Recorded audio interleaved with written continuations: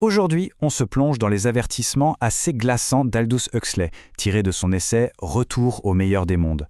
30 ans après avoir écrit son célèbre roman, il se posait une question terrible. Est-ce que son monde dystopique était en train de devenir notre réalité ? Huxley nous met direct face à une idée qui fait froid dans le dos. La tyrannie de demain ne sera pas imposée par la force, mais par la séduction. On ne parle pas d'oppression brutale, non.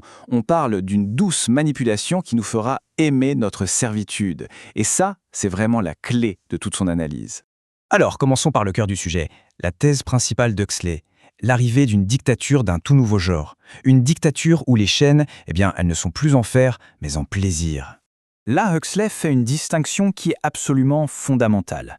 Il était persuadé que le contrôle par la douleur, celui qu'on voit dans le 1984 d'Orwell, était bien moins efficace, moins durable que le contrôle par le plaisir. Franchement, pourquoi brutaliser les gens quand on peut tout simplement les conditionner à aimer leur propre servitude ?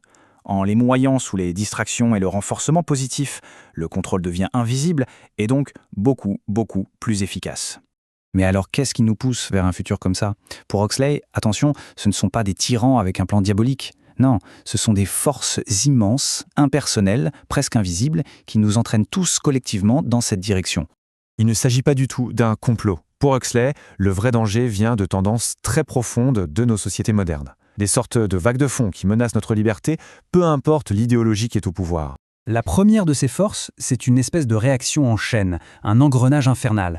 Tout commence avec la surpopulation. Ça crée une pression sur les ressources, ce qui mène à de l'insécurité et de l'agitation sociale. Et là, pour rétablir l'ordre, les gens réclament quoi ? Un gouvernement plus fort, plus centralisé. Ce gouvernement accumule alors de plus en plus de pouvoir, jusqu'à ce que, inévitablement, il devienne une dictature. C'est la logique qu'il décrit. La deuxième force, c'est ce que Huxley nomme la surorganisation. En gros, le monde moderne est si complexe qu'il favorise les énormes structures. Le petit producteur, l'artisan, l'innovateur indépendant, il ne peut plus rivaliser.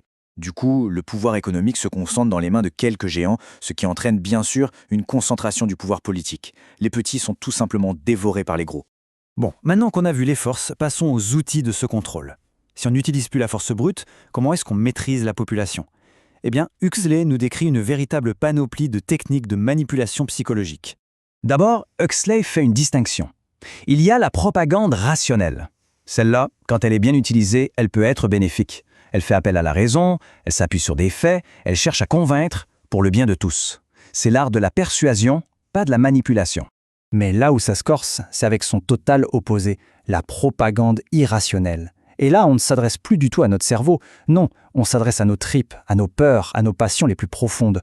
On contourne l'esprit critique en répétant des slogans, en simplifiant tout à l'extrême, en faisant des associations d'idées qui n'ont aucun lien logique. Cette citation illustre ça à la perfection. Personne ne rêve d'acheter de la lanoline, de la graisse de laine de mouton. Par contre, on aspire tous à l'espoir, à la jeunesse, à la beauté. La pub moderne ne vend plus des produits, elle vend des promesses, des illusions.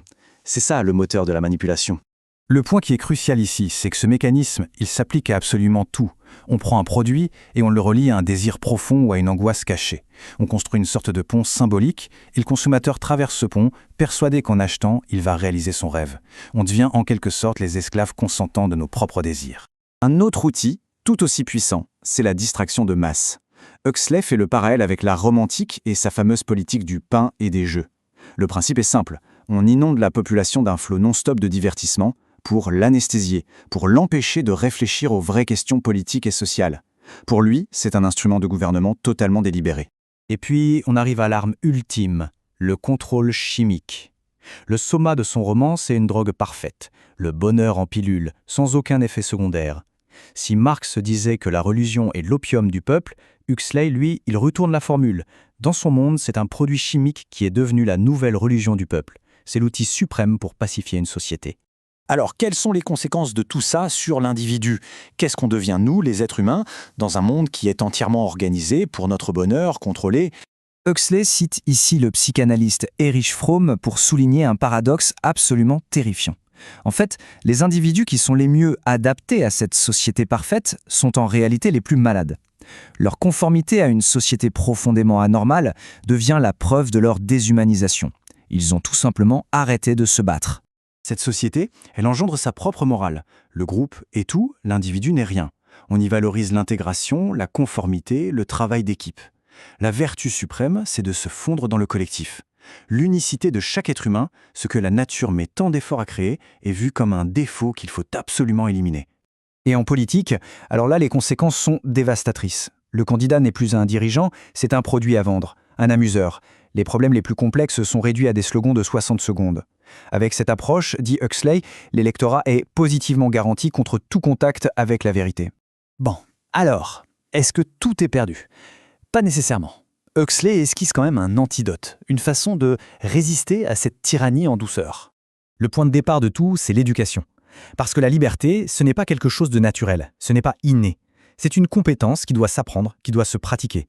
Il est donc crucial, selon lui, d'éduquer les générations à ce qu'est la liberté, et surtout à ce qui la menace. Huxley suggère des actions concrètes, décentraliser le pouvoir, revenir à des communautés à échelle humaine, et surtout nous éduquer à analyser le langage pour déceler la propagande. Il va même jusqu'à proposer des lois pour protéger nos esprits de la manipulation, de la même manière qu'on nous protège des aliments empoisonnés. Parce qu'au fond, à quoi ça sert d'être libre physiquement si on est mentalement asservi? Et on termine sur cette question qui est peut-être la plus importante de toutes. C'est toujours facile de dénoncer la propagande du passé. Mais est-on capable de la reconnaître, là, maintenant, pendant qu'elle agit sur nous? Est-on capable de distinguer la vérité de la manipulation en temps réel? C'est le défi immense qu'Huxley nous lance, un défi d'une actualité absolument brûlante.